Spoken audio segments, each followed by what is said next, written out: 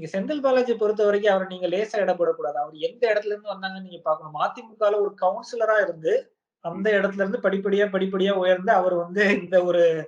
ஸ்டேட்ல இந்த மாதிரி இதுவரைக்கும் யாராவது இந்த மாரி ஆ நான் நான் ஒரு பார்த்தது பிரசிடென்ஸ் இருக்கா உங்களுக்கு? இந்த மாரி ஏதாவது ஒரு அமைச்சர் அதிமுக வந்து கைதான கவுன்சிலரு, கன்விக்ஷன் ஆனதுக்கு அப்புறம் அதிமுக அமைச்சரு, அதுக்கப்புறம் அமமுகல இருந்தாரு. அமமுகல இருக்கும்போது ஆர்கே நகர் எலக்ஷன் யாருக்கும் நான் ஆர்கே நகர் எலக்ஷன்ல போய் சுத்தி பார்த்தேன்.